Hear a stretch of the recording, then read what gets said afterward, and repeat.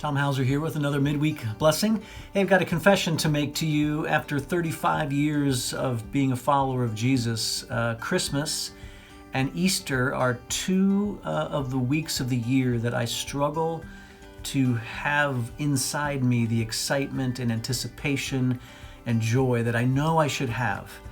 For 35 years, I've been celebrating Easter and Christmas, and for 35 years, the story hasn't changed, the message hasn't changed. And so I asked some people at breakfast today, hey, what are some ways that you make Easter special, unique, to get excited about this thing that you've heard over and over and over again in your life? One idea that came up at breakfast I want to share with you, and that is one guy invites other people into his Easter story, whether that means inviting them to church or inviting them to Easter dinner, and sharing the story of Christ, the reason for Easter, sharing that with loved ones or neighbors or friends or family members or strangers. This particular guy invites strangers into his home. And I thought, man, what a great way for me to get excited about Easter by sharing it with someone else. I want to commend that to you this Easter, to consider who you might invite into your Easter celebration that doesn't yet know Christ. Let me give you another option to consider, and that is to try to imagine, try to put yourself in the place of those first disciples who saw Christ after he rose from the dead. The people who had walked with him for years, who had seen what he did, the miracles he performed, who had heard what he said.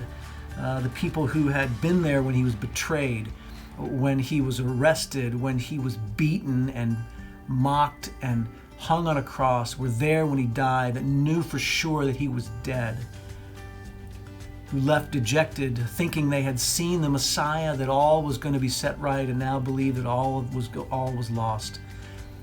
If you could capture just the moment where they saw him for the very first time. What if you and I could capture the moment of seeing Jesus alive for the very first time?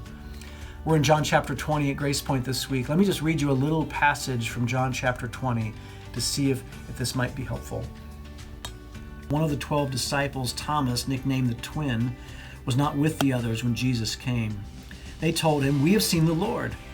But he replied, "I won't believe it unless I see the nail wounds in his hands, put my fingers into them, and place my hand into the wound in his side."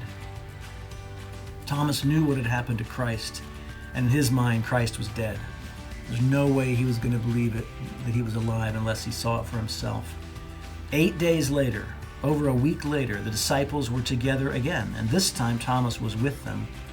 The doors were locked, but suddenly, as before, Jesus was standing among them. "Peace be with you," he said. And then he said to Thomas, "Put your finger here and look at my hands. Put your hand into the wound in my side. Don't be faithless any longer. Believe." To which Thomas replied, "My Lord and my God," Thomas exclaimed.